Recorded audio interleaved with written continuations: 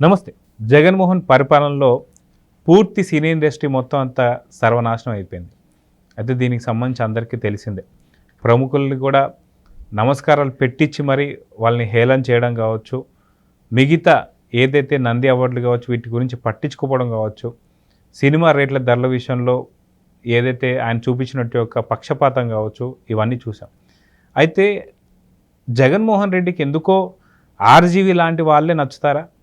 అయితే ఇప్పుడు అలీ పరిస్థితి ఏంటి, రోజా పరిస్థితి ఏంటి, శ్యామల పరిస్థితి ఏంటి, పోసాని పరిస్థితి ఏంటి, వీళ్ళందరి గురించి ఏం జరుగుతుంది, ఫ్యూచర్ వీళ్ళది ఎలా ఉండబోతుంది అనేది మనతో పాటు సీనియర్ జర్నలిస్ట్ కనకదుర్గ వడ్లమణి గారు ఉన్నారు. వారిని అడిగి తెలుసుకుందాం. మేడం నమస్తే. నమస్తే. ఒకానొక టైంలో సినీ ఇండస్ట్రీలో వెలుగొందిన వీళ్ళందరూ కూడా ఎవరైతే ఉన్నారో అలీ తన చిన్నటి సీతాకోక చిలుక అనే సినిమా నుంచి స్టార్ట్ అయిన కెరియర్ ఇప్పటిదాకా కూడా పూర్తి స్థాయిలో చాలా బాగుంది. కానీ ఎప్పుడైతే రాజకీయాల పరంగా తనకి ఒక సీట్ కావాలి, ఎమ్మెల్యే సీటు ఎవరిస్తే వాళ్ళ దగ్గరికి వెళ్ళిపోతా అనేటువంటి ఒక స్వార్థపూరిత రాజకీయాలు మనం చూసాం. కానీ ఆయనకి ఇప్పుడు ఏం దక్కిందో కూడా తెలిసిందే.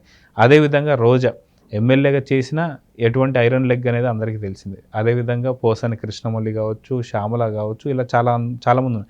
ఇప్పుడు వైసీపీ పూర్తిగా భూస్థాపితం అయిపోయిన తర్వాత వీళ్ళ భవిష్యత్తు ఎలా ఉంది అంటే ఏం చెప్తారు?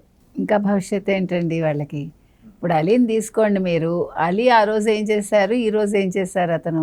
మీరు చెప్పినట్టుగా ఒక సీతాకోక సినిమా నుంచి వచ్చారు ఆయన. సీతాకోక చిలుకలో ఒక చిన్న పాత్ర అయినా కూడా ఎలివేట్ అయింది ఆయన పాత్ర చెప్పాలంటే. ఆయన తర్వాత అంచెలంచెలుగా అతను ఎదుగుతూ వచ్చారు.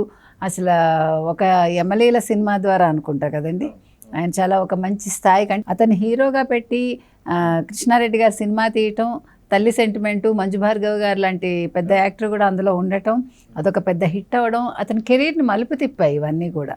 అటువంటి అలీ గారు సరే ఏదో సినిమాలు అయ్యాయి, మళ్ళా టీవీ దాంట్లోకి వచ్చాడు ఆయన, మంచి మంచి ప్రోగ్రామ్స్ చేసుకుంటూ ఉన్న మనిషి. అంటే బుద్ధి కర్మానుసారిని అంటారు. అంటే మన బుద్ధి కర్మను బట్టి వెళ్తూ ఉంటుంది. చక్కగా ఉన్న లైఫ్ని ఆయన పాడు చేసుకున్నాడు ఒక రకంగా. ఎప్పుడైతే రాజకీయాల్లోకి రావాలి అనుకున్నప్పుడు పవన్ కళ్యాణ్ గారిని కలవటం, పవన్ కళ్యాణ్ గారిని ఒక సీట్ అడగటం, నువ్వు ముందు వచ్చి చేరు తర్వాత చూస్తాను, ఆయన పరిస్థితి ఆయనకు అర్థం కాని స్థితిలో ఉన్నారు చెప్పాలంటే పవన్ కళ్యాణ్ గారు. అంటే ఆయన 10 ఏళ్ళుగా రాజకీయాల్లో ఉండి 2019లో ఓడిపోయి అయినా కూడా ఒక అంటే నిబ్బరంగా మనిషి నిలదొక్కుకోవటానికి ప్రయత్నించి పార్టీని ఎలా తీసుకెళ్ళాలి అంటూ ఆయన సేవ చేసుకుంటూ ఇన్ని రకాలుగా ఆయన పరిస్థితుల్లో ఈయన వెళ్ళి అడిగినప్పుడు న్యాచురల్గా ఆయన అదే చెప్తారు. కానీ ఇతనికి ఏంటంటే రాజమండ్రి సీటు కావాలి అనుకున్నాడు నాకు తెలిసి. ఎందుకంటే రాజమండ్రి కాబట్టి వాళ్ళ ఊరు. అదిగాక ఆయనకు అక్కడ దాదాపు ఒక 500 ఎకరాల పైనే ఉందని చెప్పి కూడా ఒక టాక్ ఉంది, బాగా ఆయన సెటిల్ అయ్యారని. సో ఆయనకు దొరకనప్పుడు ఈయన తొందరపడి వైసీపీలోకి వెళ్ళారు. వైసీపీలోకి వెళ్ళినప్పుడు మనందరికీ తెలుసు జగన్మోహన్ రెడ్డి గారు వెళ్ళినప్పుడు బాగానే మాట్లాడతాడు తీయగా. ఆయన ఓ కండువా కప్పారు, ఈయనకి ఏదో పోస్ట్ వస్తుంది అనుకున్నారు. చాలా రోజులు వెయిట్ చేశాక ఈయనకి ఎలక్ట్రానిక్ మీడియా సలహాదారుగా ఏదో ఇచ్చారు. సో దానికి ఏదో నెలకు 3 లక్షల జీతం అయినా ఇచ్చారో మనకు తెలియదు. ఎందుకంటే ఆయన సలహాదారులందరికీ కూడా ఇలా ధారాదత్తం చేశారు కదా ప్రభుత్వ ఖజానాలోంచి డబ్బుని. ఆ విధంగా ఈయనకి బాగానే డబ్బులు ముట్టాయి. చేసింది ఏమైనా ఉందా అంటే ఏమీ లేదు. వీళ్ళందరికీ ఉద్యోగాలు ఎందుకు ఇచ్చారంటే ప్రతిపక్షాన్ని, ముఖ్యంగా చంద్రబాబు నాయుడు గారిని, పవన్ కళ్యాణ్ గారిని తిట్టడానికి ఇచ్చారు వీళ్ళకి ఉద్యోగాలు. నెలకి 3 లక్షలు అపనంగా ఇస్తారండి తిట్టడానికి. లక్షలు అంటాం చూడండి. లక్షలు అంటే ఒక అక్షరానికి, ఒక కవి పండితుడు ఒక అక్షరానికి అంటే వెలకట్టలేనిదని, లక్షలు అంటే వెలకట్టలేనంత డబ్బు ఇవ్వటం. సో వీళ్ళు తిట్టడానికి ఆయన ఇచ్చాడనమాట.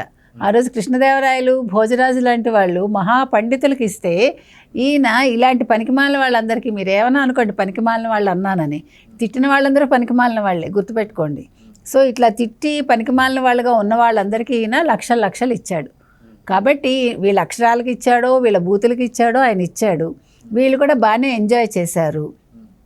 పోసాన్ లాంటి వాళ్ళు మీకు తెలుసు స్వామి భక్తిని ఇంకా ఎక్కువగా చూపించుకున్నాడు ఆయన చిరంజీవి విషయంలో కూడా నమస్కారం గురించి ఏదో చాలా ఈయన పక్కనే ఉండి చూశాను. ఆయన మేనరిజం అది, ఆయన ఏమి దండం పెట్టలేదు, ఇంకా ఆయనే అవమానించాడు. ఆయన అసలు నమస్కారమే చేయలేదు జగన్మోహన్ రెడ్డి నమస్కారం చేశాడంటూ ఒక వీడియో ఈ మధ్యన కూడా హల్చల్ చేసింది.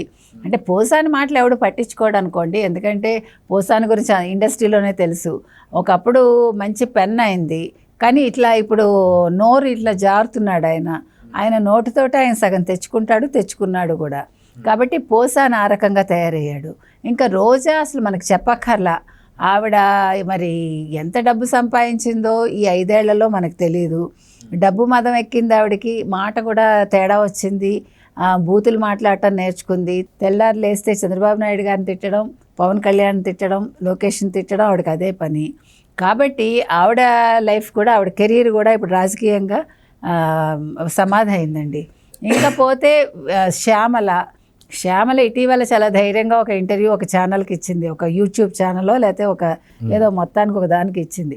ఆవిడేమంటుందంటే, నేను కథ చెప్పాను, మీరు ఎందుకు తీసుకున్నారు అంటుంది చాలా తెలివిగా. ఈవిడేదో రాజకీయాల్లో తలపండిన మేధావి ఈవిడ మాటలు అసలు కథ చెప్పడంతో నీ మొత్తం పతనం మొదలైంది. ఆ రోజే నీ రాజకీయ పతనం కావచ్చు, నీ కెరీర్ పతనం కావచ్చు.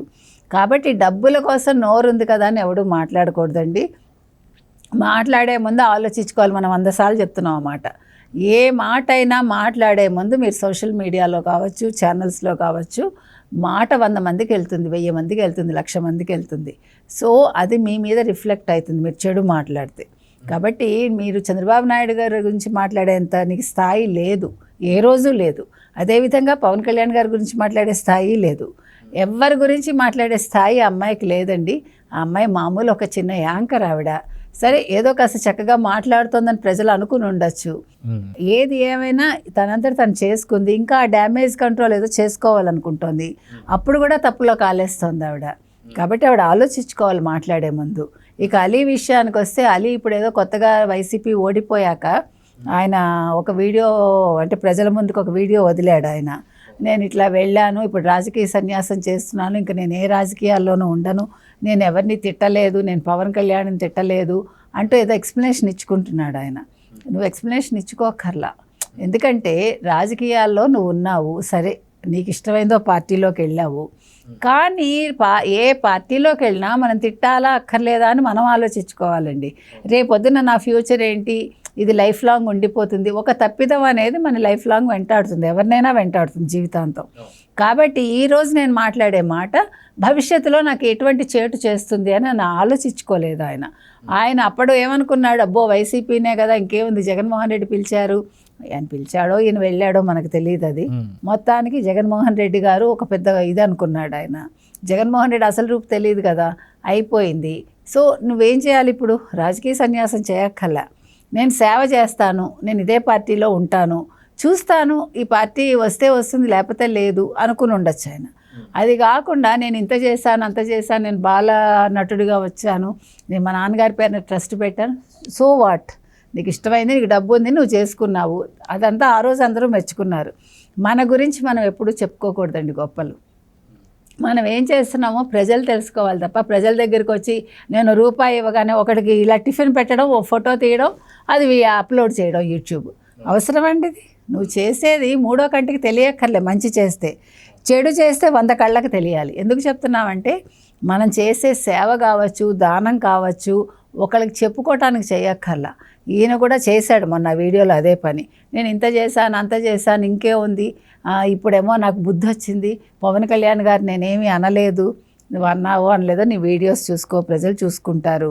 ఇప్పుడు అది కాదు అవసరం. ఇప్పుడు ఏంటి నీకు, నెక్స్ట్ ఏంటి, నీకు సినిమాల్లో ఛాన్సులు కావాలి, నీకు మళ్ళీ టీవీలో ఛాన్సులు కావాలి, అందుకోసం ఈ నాటకాలంతా అవసరం లేదండి. మనిషి ఎప్పుడూ కూడా ఒక నిర్ణయం తీసుకునే ముందు మంచి చెడు బేరీజ్ వేసుకుని తీసుకోవాలి. చెడైనా మంచి అయినా నీకు నువ్వే కర్తవి, నువ్వే కర్మవి, కాబట్టి దాన్ని నువ్వే అనుభవించాలి. దానికి మళ్ళీ ఎక్స్ప్లెనేషన్ ఇచ్చుకునే స్థాయికి మనం ఎప్పుడు వెళ్ళకూడదు. ఈయన వెళ్ళాడంటేనే తప్పు చేసినట్టు. ఇప్పుడు ఇక్కడ శ్యామల కావచ్చు, రోజా కావచ్చు, పోసాని కావచ్చు, అలీ కావచ్చు, అందరూ తప్పు చేయకపోతే ఎక్స్ప్లెనేషన్ ఇవ్వరు కదండి. వాళ్ళ గుండెల మీద చేసుకుంటే వాళ్ళకే తెలుస్తుంది వాళ్ళు ఏం మాట్లాడారు, ఏం మాట్లాడలేదు, అవసరం కోసం అనేది. డబ్బు కోసం నీచానికి దిగజారకూడదండి ఏ మనిషి కూడా. అదేవిధంగా రాజకీయాల్లో కూడా పతనం అవ్వక్కర్లా. రాజకీయాల్లో నిలబెట్టుకున్న వాళ్ళు ఉన్నారు, మంచి చేసిన వాళ్ళు ఉన్నారు, పేరు తెచ్చుకున్న వాళ్ళు ఉన్నారు. అందుకు ఉదాహరణ చంద్రబాబు నాయుడు గారే, పవన్ కళ్యాణ్ గారే, ఎవరో అక్కర్లా. వాళ్ళ కళ్ళ ముందు చంద్రబాబు నాయుడు గారు 40 ఏళ్ళుగా పార్టీలో ఉన్నారు, 10 ఏళ్ళుగా పవన్ కళ్యాణ్ ఉన్నారు. కాబట్టి మీరు ఈరోజు జవాబుదారీ మీకు మీరే ఉండాలి, ప్రజలకు మీరు జవాబుదారీగా ఉండాలి, కానీ ఎక్స్ప్లెనేషన్ ఇచ్చే స్థాయికి వెళ్ళకూడదు. కాబట్టి ఇప్పుడు మీకు వేషాలు కావాలంటే ఆర్జీవీ లాంటి వాళ్ళు ఇస్తారు. ఎందుకంటే ఆయన కూడా ఇప్పుడు ఎటు కాని స్టేజ్లో ఆయన కూడా ఒక ఏమనాలి నట్టనడి ఇదిలో ఉన్నాడు ఆయన. అంటే ఆయన ఇటు ఒక సముద్రమా లేకపోతే ఏమనాలో ఒక క్రాస్ రోడ్స్ దగ్గర ఉన్నాడు ఆయన. ఆయన ఇప్పుడు భక్తిలోకి వెళ్ళాలా, ముక్తిలోకి వెళ్ళాలా, రాజకీయాల నుంచి తప్పుకోవాలా, హీఈస్ అనేబుల్ టు అండర్స్టాండ్. ఇప్పుడు ఆయన మనస్థితి అట్లా ఉంది. కాబట్టి ఆయన బూత్ సినిమాలు తీస్తాడా, ఏం తీస్తాడు, మీకు అవకాశాలు ఇస్తాడా మీరు చూసుకోండి. కానీ మీరు మళ్ళా తెలుగుదేశంలోకి కానీ లేదు జనసేనలోకి కానీ రాకండి దయచేసి, అవసరం లేదు. వాళ్ళని కూడా కరప్ట్ చేయొద్దు, అది మనం చెప్పేది. సో చూద్దాం మేడం, ఖచ్చితంగా వీళ్ళ దారి ఎటు ఆర్జీవీ దారా లేదంటే గోదారా అనేది ఆ దేవుడే తేల్చాలి. నమస్తే. నమస్తే.